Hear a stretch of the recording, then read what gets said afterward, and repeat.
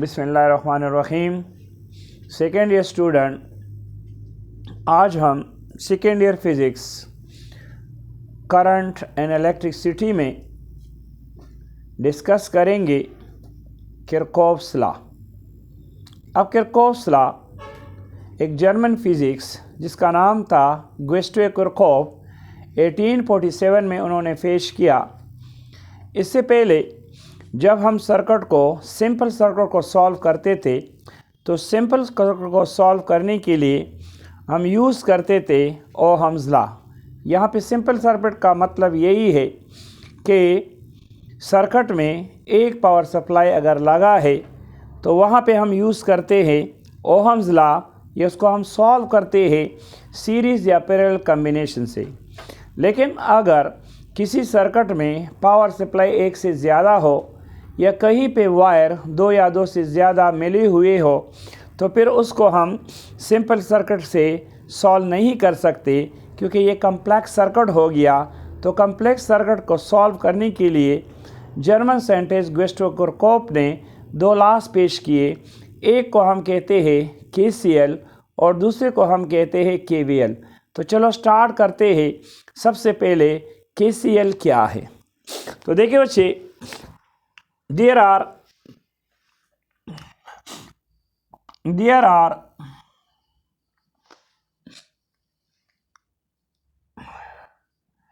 two types of Kirchhoff's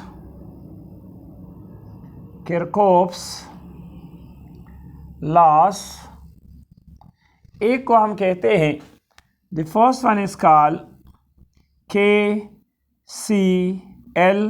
means Kirchhoff's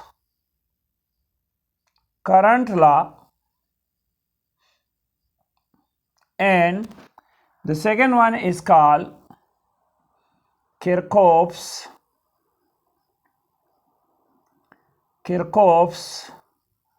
voltage law। इसको हम कहते हैं लूप लॉ, या अनदर वर्ड इसको हम ये भी कह सकते हैं मेश लॉ। तो ये सब जाहिर करता है कि वोल्टेज लॉ को। अब यहाँ पे KCL, इसको हम पॉइंट लॉ या जंक्शन लॉ भी कह सकते हैं। What junction law. अब हम बच्चे एक एक को डिस्कस करते हैं। तो सबसे पहले हमारे पास है KCL। अब KCL का स्टेटमेंट है, this law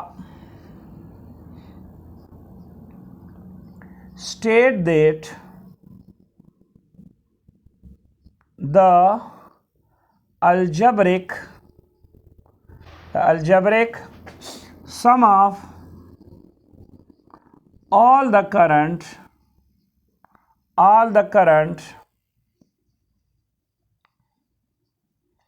entering and leaving the junction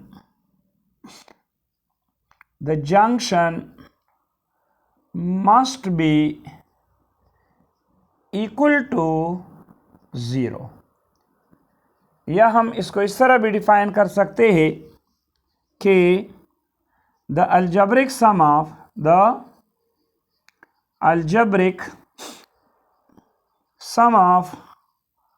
all the current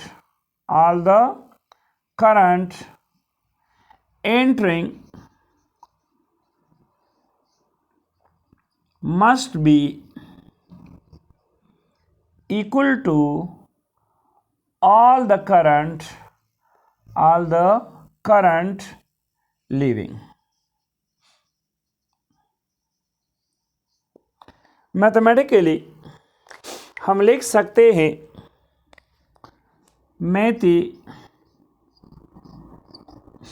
mathematically यहाँ पे हमने दो स्टेटमेंट दिए। तो एक हमारे पास ये है कि sigma I is equal to 0 और दूसरी के लिए हमारे पास है कि R sigma I entering current must be equal to sigma I leaving। तो ये दोनों जो है KCL के मैथमेटिकल फॉर्म है। अब यहाँ पे जंक्शन का मतलब ये है, व्हाट इज जंक्शन? देखिए बच्चे, जंक्शन क्या होता है? Junction is that point where two or more than two wires meet। मतलब जंक्शन वो पॉइंट होता है जहाँ पे दो या दो से ज़्यादा वायर मिले हुए हैं। अब हम स्टेटमेंट को मैथमेटिकली एक्सप्लेन करते हैं। तो यहाँ देखिए बच्चे, स्टेटमेंट को हम मैथमेटिकली एक्सप्लेन करते हैं। देखिए,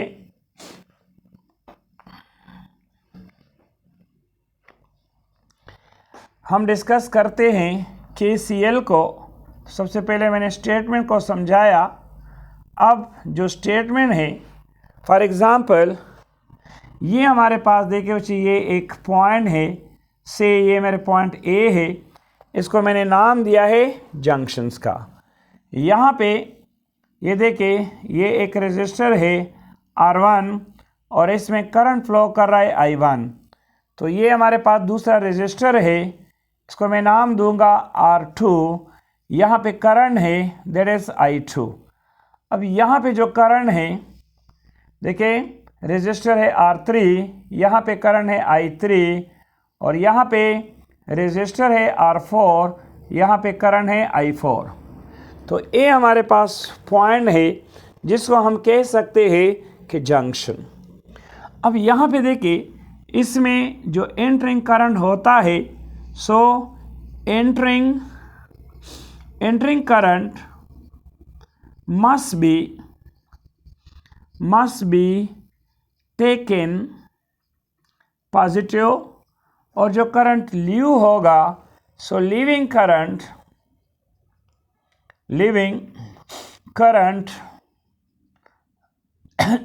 must be taken negative। तो अकॉर्डिंग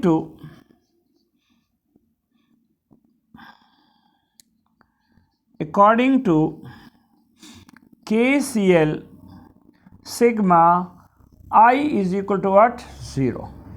तो यहाँ पे जो एंटरिंग करंट होगा, for example I1 plus I2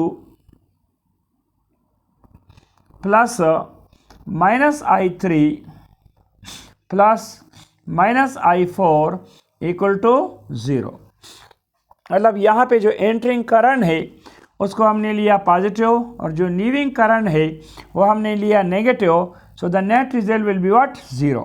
तो इसको मैं इस तरह लिख सकता हूँ, I1 I2 plus minus I3 minus I4 equal to 0। तो मैं लिख सकता हूँ कि I1 plus I2 is equal to I3 plus I4। अब यहाँ पे जो I1 प्लस I2 है, ये हमारे पास एंटरिंग करंट है और I3 प्लस I4 हमारे पास लीविंग करंट है। तो इसको हम इस तरह भी लिख सकते हैं कि sigma I entering must be equal to sigma I leaving. अब हम जानते हैं बच्चे, देखिए वी नो दैट कि व्हाट इज करंट। तो करंट होता है rate of flow of charge. तो यहाँ पे ये इक्वेशन हमारा बनेगा Q1 divided by T1 plus Q2 divided by T2 is equal to, यहाँ पे Q3 divided by T3 plus Q4 divided by T4। तो यहाँ पे हम जनरल लिख सकते हैं कि sigma Q by T is equal to 0। तो ये हम इस तरह भी लिख सकते हैं कि sigma Q is equal to 0। तो ये इक्वेशन शो कर रहा है कि KCL Kirchhoff current law obeys law of conservation of a charge। और law of conservation of charge को हम इस तरह डिफाइन कर सकते हैं कि charge can nether be created not destroyed but the total amount of charge remain the same. तो ये हमारे पास था KCL। इसके बाद बच्चे हम डिस्कस करेंगे KVL को। KVL का मतलब है किरचॉफ वोल्टेज लॉ और लूप लॉ और जंक्शन लॉ और मेश लॉ। तो सेकेंड हमारे पास है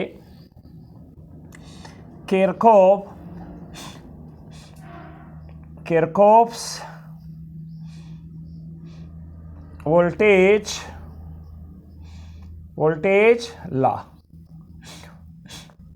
और इसको हम कहते हैं बच्चे लूप लॉ और इसको हम कहते हैं मेश लॉ। ये बच्चे माइंड में रखिए कि Kirchhoff voltage law, this law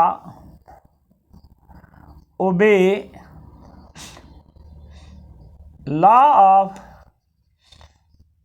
conservation of energy। और law of conservation of energy को हम डिफाइन कर सकते हैं कि energy can nether be created not destroyed but the total amount of energy remain the same. अब इस लॉ का स्टेटमेंट कि the algebraic sum of all the voltage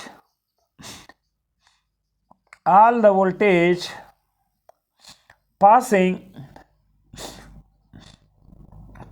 through a loop must be equal to 0। Mathematically हम लिख सकते हैं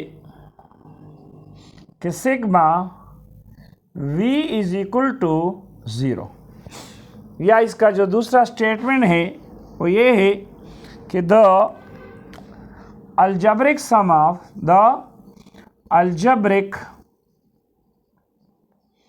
sum of all the electromotive force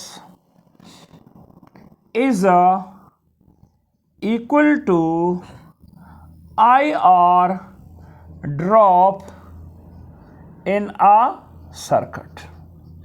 अब इन statement को प्रूव करते हैं तो इसके लिए हम मैथमेटिकली लिख सकते हैं कि sigma E is equal to IR drops.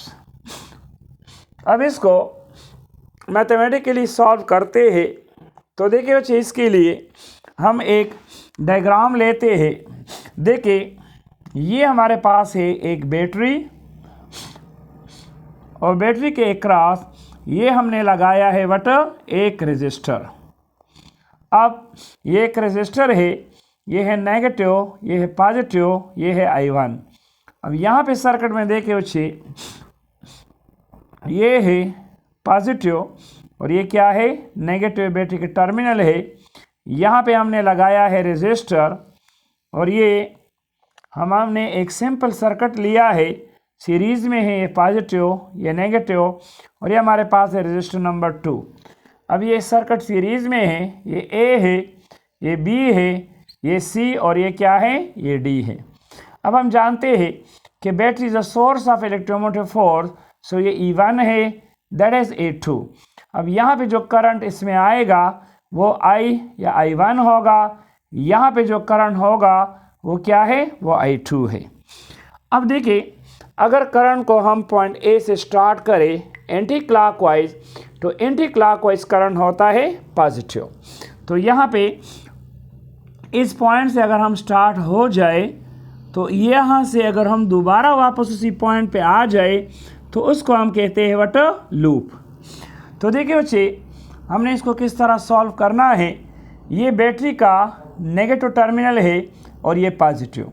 अगर हम नेगेटिव से पॉजिटिव की तरफ जाए तो यहाँ पे ये हमारे पास होता है राइज, और राइज में जो हमारे पास इलेक्ट्रोमोटिव फोर्स होगा वो क्या होगा, प्लस। अब यहाँ पे जब करंट जाएगा तो ये रेजिस्टर उसको रोकेगा, तो यह करंट इस रेजिस्टर में ड्रॉप हो जाएगा और ड्रॉप को हमने लेना है व्हाट, नेगेटिव। फिर यहाँ पे जब पॉजिटिव से नेगेटिव की तरफ हम जाएंगे तो यहाँ पे ये फॉल हो जाएगा और फॉल में हमने इलेक्ट्रोमोटिव फोर्स को लेना है नेगेटिव। फिर यहाँ पे फिर करंट ड्रॉप हो जाएगा और ड्रॉप को हमने लेना है व्हाट, नेगेटिव। सो यहाँ पे हम अप्लाई करते हैं बच्चे, देखिए sigma V is equal to what, 0। अब यहाँ पे डायग्राम में ए से हमने जाना है बी की तरफ, सो हम लिख सकते हैं कि plus E1 plus minus IR1, यहाँ पे माइनस क्योंकि यहाँ पे ड्रॉप है। फिर यहाँ पे बच्चे प्लस देखो, फिर हम जाते हैं प्लस से माइनस की तरफ तो यहाँ पे फॉल शुरू हो जाता है, तो हमने इलेक्ट्रोमोटिव फोर्स को लेना है -E2, फिर प्लस पे ड्रॉप है तो माइनस IR2 इक्वल टू 0। अब हम लिख सकते हैं कि E1 minus E2 minus IR1 minus IR2 equal to 0।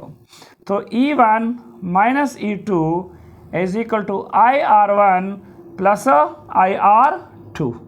अब हम यहाँ पे लिख सकते हैं कि sigma E is equal to, यहाँ पे IR हम जनरली लिख सकते हैं। तो ये इक्वेशन ओबे करता है law of conservation of energy को।